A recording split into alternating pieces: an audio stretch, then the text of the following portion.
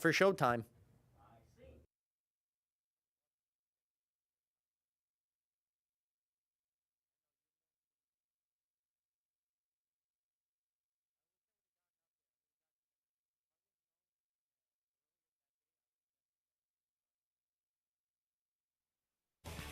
Get all the news and controversy of the NFL right here on the Blitz Zone with your hosts, Eric Rosen and Jamie Hickson, as they discuss the hot topics concerning your favorite players and team, the winners, the losers, the big plays, and the big hits from around the league. Right here, only on the Blitz Zone.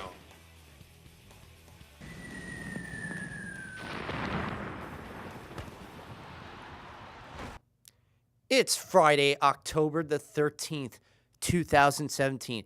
It's that time of the hour for your favorite unlucky NFL and college football show. Welcome to a scary Week 6 edition of the Blitz Zone. Hi, everybody. My name is Eric Rosen, and we're coming to you live from the studios of CTV in Staten Island, New York. And with me, as always, is the man who's probably been with me since the very beginning. Yep. With the awesome fedora, Mr. Jamie, the sportsman Hickson. How you doing, Jamie? I'm good. You know, whenever I hear Friday the 13th, the first thing that comes to mind is that movie franchise. The first couple of films were terrific. The mother, especially in the first one, she was... But from part 3 on, it was just one train wreck after another. Jason in Space. That had to have been the... Oh, brother. You mean Jason X?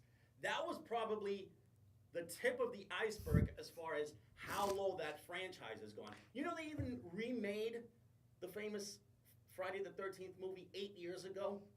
Which you should never do. First off, you leave a classic alone. But, you know, this day actually has a lot of history. You know, Friday the 13th goes... I'm not going to get too religious because that's something I like to avoid. But, you know, if you watch, Friday the 13th for a lot of people is an unlucky day. For some, and there are people who literally fear the number 13. Yeah. Because of this day. In fact, if you go to a lot of buildings, there's not a 13th floor. They always skip over the 13th floor in a lot of buildings. Yeah. Yeah, and you know, there were actually some historical connotations connected to October 13th. Because for one, it was on this date in 1775, just to give you a little American history lesson, the Navy was created. The United States Navy is celebrating its 242nd birthday today. And Ellie was a Navy man during Vietnam. So and also, if you to borrow a little baseball angle, it was on this date 47 years ago. No, 57. 57 years ago, October 13th, 1960, that Bill Mazeroski hit the famous home run to win the World Series for the Pirates against the Yankees. Well, speaking of the Yankees, tonight after our broadcast, tune into Fox Sports 1, 8 o'clock for Game 1 of the American League Championship Series, as the Yankees will be visiting the Houston Astros, the team that won the AL West division this year, and just coming off a 4-game series against the Boston Red Sox, winning it 3-1. So, how about the Yankees? The fact that they were down 2-0 after losing in Cleveland, but then had some home cooking, including Greg Bird's homer in Game 3 and winning in Game 4 to necessitate a Game 5. And then basically Didi Gregorius' 2 home runs and the RBI double, 2-run single by Gardner to make it 5-3, and the 6-out save by Chapman. And now, because of that, the Yankees are in a really good situation. They have a chance now. And if they win this series against Houston, they got a chance to make it to the... I think they can win the whole thing. I would love to... Of course, they would have to get past either the Cubs or the Dodgers to do that. Imagine a Yankees-Dodgers World Series be the first time since 1956, I think. Well, a Yankees versus Brooklyn Dodgers World Series, but first time since 56. The last time they actually faced each other in general was the strike-shortened 1981 season, and by that time the Dodgers were long in L.A. Wow. It's unbelievable just to see, these franchises or even Yankees. Believe me, Major League Baseball wants to either see New York versus LA or Chicago. They do not want Houston. I think they're pretty pleased with the way things are going on right now because the top 3 markets in the country are still in the postseason. New York, LA, and Chicago. Then you have Houston, which, if I'm not mistaken, is either the 4th or the 5th largest market in the entire country. The one thing, though, I have to take back, maybe not that they don't want to see Houston. I take that back because Houston does have a compelling storyline. For what the city went through, this would be the icing on top of the cake for this franchise to help the city through the worst time ever finally get a World Series. And the best chance, honestly, they had was, they had a chance in 2005, but 1986. Had the series against the Mets gone to a Game 7, honestly, the Astros would have won the series and honestly would have beaten Boston had they gone. The only reason why the Mets won that series against the Astros is because, 1, Lenny Dykstra had a big home run in one of the games at Shea, and 2, it was Jesse Orosco who basically saved that entire bullpen by pitching, I think it was 4 or 5 innings of relief, and also a great 9th inning rally that the Mets had in that 6th game at the old Astrodome. This is a really proud time for sports fans here in New York and in Houston because not only are there baseball teams going to be squaring off against each other, but here the Jets have taken everybody by surprise, while in Houston the Texans have not been great, but they're still playing well enough where they could really make some noise the last 3 quarters of the season. Well, they have a chance to win probably one of the worst divisions in the NFL, the AFC South. And thank you for bringing it back to football because I know we're definitely – not that baseball isn't a bad thing to go on, but this is, after all, an NFL show. But yes, baseball is kind of relevant now because we are in October and our local Yankees are in it as opposed to the Mets sitting at home, either going somewhere to golf, eating pork rinds, or interviewing manager candidates. Yep, and wondering what the hell happened to our season. Well, they're going to have to wait to see what happens next year. But as for this year, the Jets, the fact that they're on a 3-game winning streak as opposed to the Giants, who are the team that is tanking. Wasn't it supposed to be the Jets that were going to have the big tank job and not the Giants? Weren't the Giants supposed to be the team that was going to lead the league possibly and the division? It was supposed to be, but for some reason there was a little bit of a change in the script, if you will. It was the Jets who wound up defying logic and started off with a 3-2 record, and the Giants are the ones who not only are looking putrid right now, but their 3 best receivers are all hurt, one of which is gone for the entire season. Actually, 3 out of their 4 are gone for the year. Odell Beckham had a tibia injury, a freak accident that took place this past week against the LA Chargers. Brandon Marshall, gone for the year, and Dwayne Harris, gone for the year too. So and not only that, the questionable person still is Sterling Shepard for this week. And the only person that's healthy is Roger Lewis and Evan Ingram. Evan Ingram is probably their best receiver, and Roger Lewis is their only healthy wide receiver. Yep. And at this rate, the Giants have already signed a couple of guys to fill their receivers. Tavares King, yeah. One of whom is not named Victor Cruz, who's still waiting to get his number called. I know he got cut by the Bears earlier this year, and it didn't work out with him in Chicago. But the fact of the matter is, he knows the system. He knows Eli's tendencies. They worked well together. Why not bring him back? Even right now, what do you have to lose? You're 0-5. At this point, throw the dice a little, gamble a little, and see what happens. Because you guys cannot get any worse. They cannot. My guess is they probably know all about his injury history, and they're a little scared off by this. But last I checked, Victor Cruz was 100% healthy. Yep. Why not give him at least a holler? I know. Just we're just saying. We're just floating the idea out there, Mr. Mara, or whatever. Anyway, The Jets, it's awesome. But let's get into some news quickly, starting with the offensive line situation in Miami. This past weekend, a video on Monday surfaced on social media showing the former offensive coordinator, Chris Foster, rolling up a $20 bill and snorting a white powdery substance, which we all know what it could possibly be. And he just resigned this past Monday from his post. This is the second time in as many years where an offensive line coach has to leave because of controversial issues. Remember the Martin situation, which he was harassed by his teammates, and Richie Incognito was out that whole situation. Well, this is now the second time in recent years where another offensive line coach had to resign over a scandal in Miami, and this past week the Dolphins just barely won. Barely. It was so bad in Miami that the fans are cheering for Matt Moore to come in the game. Oh, brother.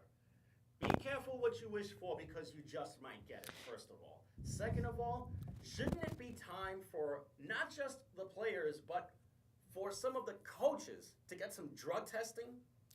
Especially after this embarrassment of an episode. I mean, what a joke. And he said this, and I quote to the camera, like, who the hell shoots himself on camera snorting cocaine?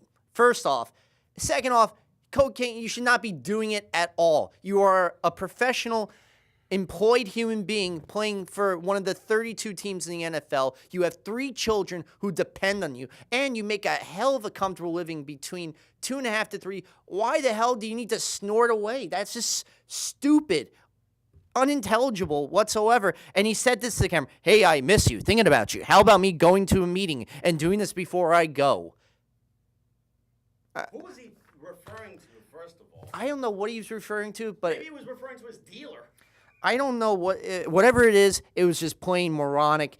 I hope this guy gets some serious help and gets his life together.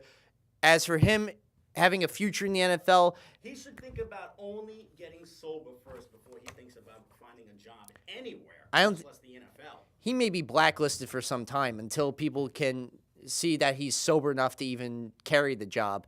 But I hear the Dolphins, they are going to try and help him, Lee, so that's nice of them that they will try and help him in this case. Because some other teams could have just, say la vie, but you know what? They want to make sure this guy gets the help that he needs. Now, recently, the Ezekiel Elliott saga is not ending anytime soon. The federal appeals court cleared the way this past Thursday for the NFL to reimpose their 6-game suspension on Ezekiel Elliott in a 2-1 decision by the 5th U.S. Circuit Court of Appeals in New Orleans. Granted the league emergency request to set aside an injunction that was ordered by a district court in Texas to dismiss Elliott's case.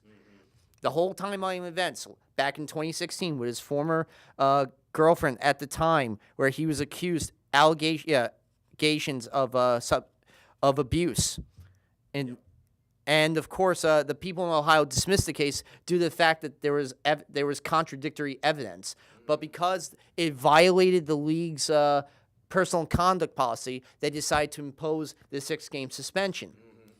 The union and Elliott's lawyers thought that this suspension was unfair and there was no grounds for it whatsoever.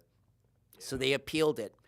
They went to an arbitrator. The arbitrator, of course, at the time, was basically sided with the league.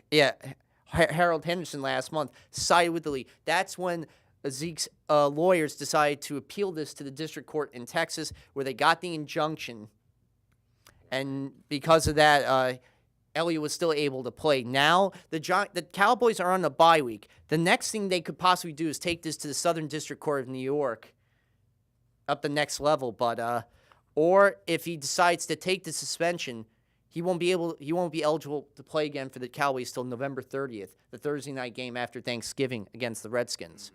So it's going to continue. We'll see what this leads to. Now, in terms of the national anthem, as we all know, a few weeks ago, when the president had his rally in Huntsville, Alabama, and said, "Wouldn't you like these expletives that I'm not going to repeat on the air, be fired for kneeling during the national anthem?" Yeah. The players had their conversation, decided to, in defiance of the president, saying that all either kneel or interlock their hands in a show of defiance. and it sparked a conversation about from one side seeing that what the players are doing is disrespectful to veterans, to the troops, to the flag in this country, while the other side is trying to spark a conversation about social injustice and inequality. So I've been thinking, these guys, as far as kneeling for the national anthem is concerned, some of these guys have had some really, really major problems with their knees during the field of play. Shouldn't they be a little bit more careful what they do with their knees? I mean, a simple kneel to the ground, wouldn't that do even more wear and tear than there already has been to the knee? I think it definitely it's good. It's a good point you bring up. Specifically to the kneecap. I know it's a good point you do bring up right there, because especially before a game and all that, you don't want to put so much stress on either your right or left knee that you need to perform your job on the field. I see where that's coming from, but from some of the fans, they didn't appreciate this, and there are some people, especially that are canceling. In fact, DirecTV is giving refunds to any customer that wants to cancel their NFL package. I'm not even kidding you on this, and there are bars, including Joyce's on Staten Island, that are not even showing NFL games anymore because of this. Just a few bars, but there are other bars that are still going to continue, because a lot of these bars honestly rely on Sunday to make the money that they need to pay their bills, especially the tips that a lot of the bartenders and waiters make, especially probably come from Sunday during the season as well. So I think some places will be hesitant to do it, but there are going to be places that it doesn't matter to them about that. It's, they feel as though that it's disrespectful that these players are doing that. Some people see them as nothing but millionaire crybabies, but at the same time, Why is it that they always have to bring money I know. into this? I mean, who's to say that these athletes are not really concerned about what's in their paychecks right now, but what's going on with the state of this country? But here's the thing. There are a lot of players who have members of their family that are in the military, including Rashard Matthews, who was told if the NFL ever enacted this policy, because the NFL is considering a policy where it's mandatory that all players have to stand during the national anthem. And it actually got struck down this past week because the union and the players and the owners didn't necessarily agree eye to eye on this. So right now, as it stands, there's no mandatory law. There is a bright side to this whole thing. They did agree that there has to be some kind of effort to promote social change. So now the owners of the teams in their respective cities, they want to meet with not only the mayors of these NFL teams, but also the governors of the states of these respective NFL teams to try and have more of a dialogue going. You and I were talking earlier.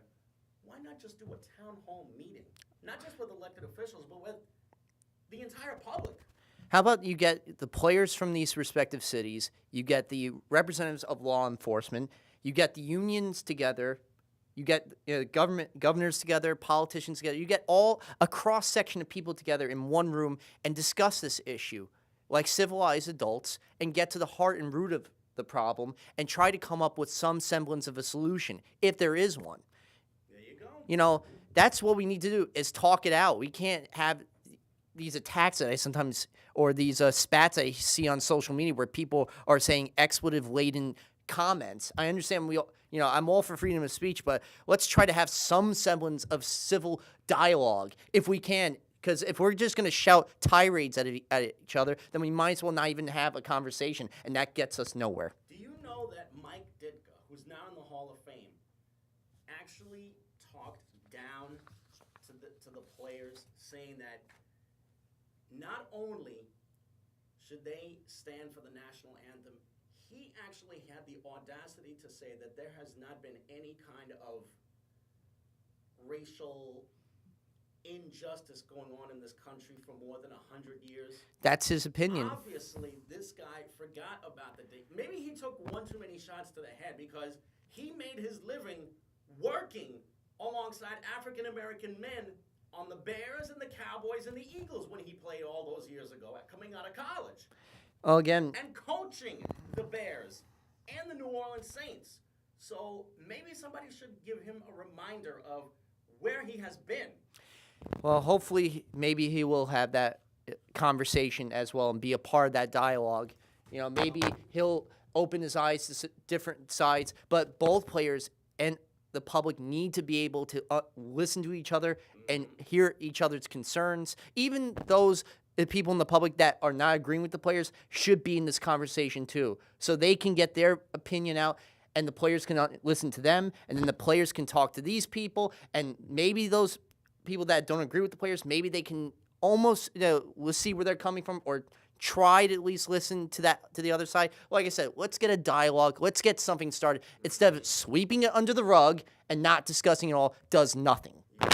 Well, unfortunately, there's more sad news to talk about, and that's the fact that another Hall of Famer, Y.A. Tittle, passed away. And for those who may not have heard that name, Y.A. Tittle grew up in Texas, played college ball at LSU. The initials YA stood for Yelberton Albert Tittle. And he actually started his football career with the old Baltimore Colts, which used to be in the old All-American Football Conference. Not to be confused with the current Colts. There were actually two versions of the Baltimore Colts. The one that was in the All-American Conference and the one that you know today. And then after the old Colts folded, he wound up getting drafted a second time by the 49ers. And he wound up spending, I think it was 10 years playing for the 49ers. In fact, he played with in a backfield that was known as the $1 million backfield back in those days. This was back in the 50s. But it wasn't until he got traded to the Giants after the 1960 season that he wound up having his best seasons in the NFL. In fact, he was the first NFL quarterback to pass for 3,000 yards 2 consecutive seasons. And he took the Giants to 3 straight NFL title games. This was pre-Super Bowl. He took them to the title game in 61 when they lost to the Packers, 62 and 63 when they lost to the Bears. The 1963 game was really famous because that was played at Soldier Field, and it was a really, really close game. They wound up losing 14-10. The following year, 1964, he became the subject of this really famous photo in which he was seen at the end of the Giants sideline bleeding from his head while down on both knees. It was a very famous photo. This occurred when he got his butt kicked by the Steelers. This was September 1964. And after that game and also after that season, he wound up retiring. And he was inducted into the Hall of Fame, I think, in 1971, if I'm not mistaken. Terrific player, a really, really classy guy, too. And some really, really missed. Passed away at age 90 just recently. Definitely a huge loss on in football. Somebody that we will definitely remember. Our thoughts and prayers and our hearts go out to the Tittle family. Mm-hmm. So let's go into the week that was week number 5 in the NFL.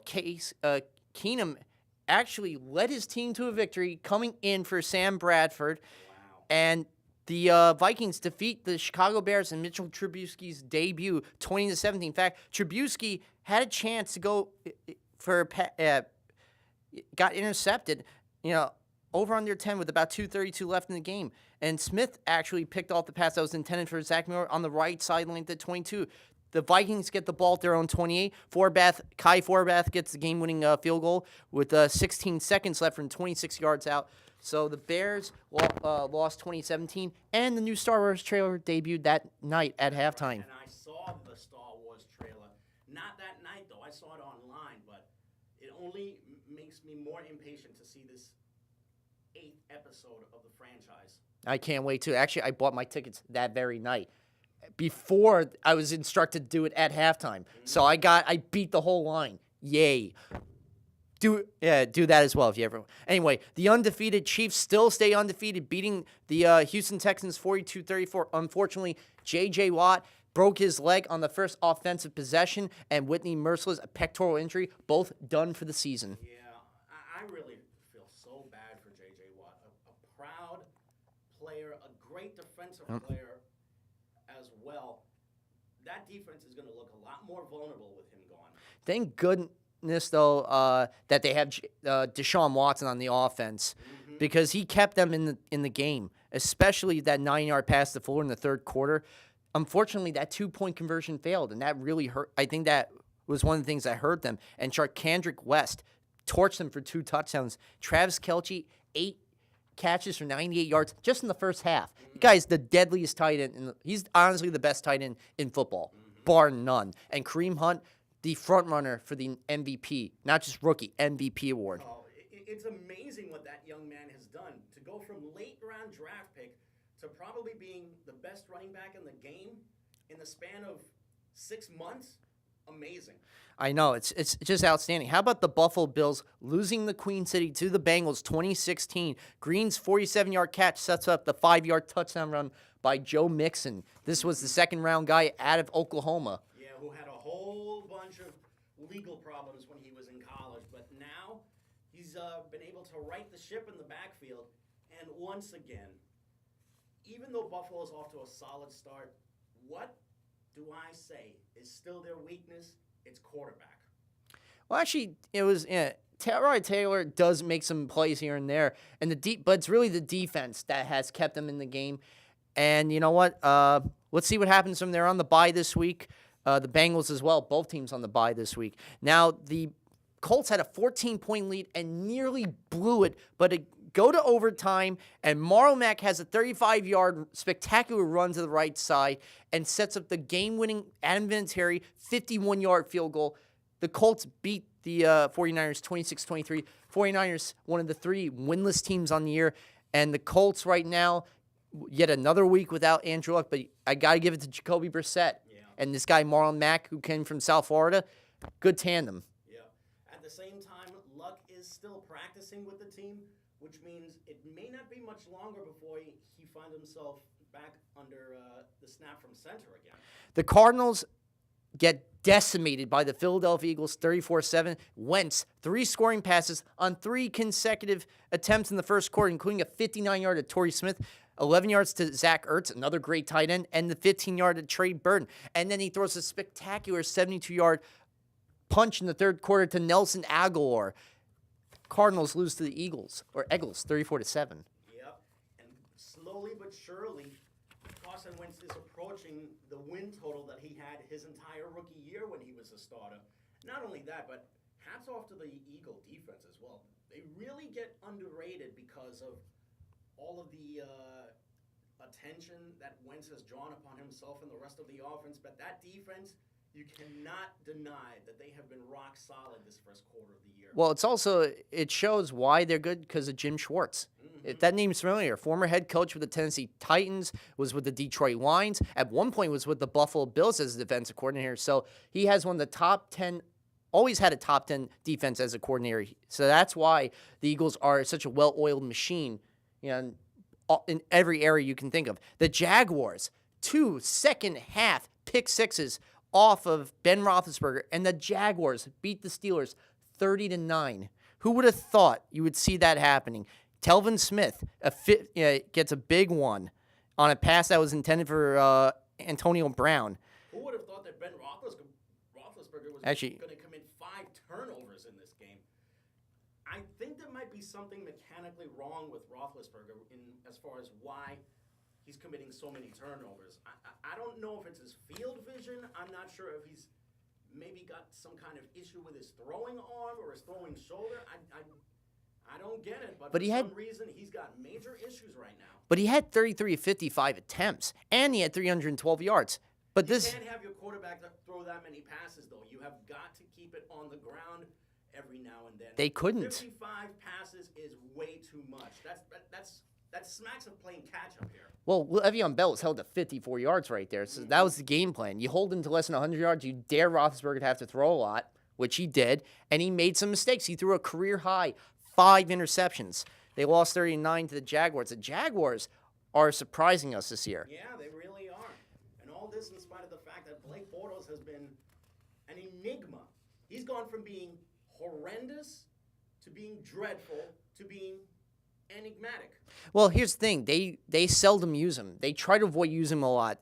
The basic formula for Jacksonville, run the ball with Leonard Fournette, which he did yet again, 5th straight game with a touchdown, and have the defense, which has a league-high 15 takeaways. That's just unbelievable right there. The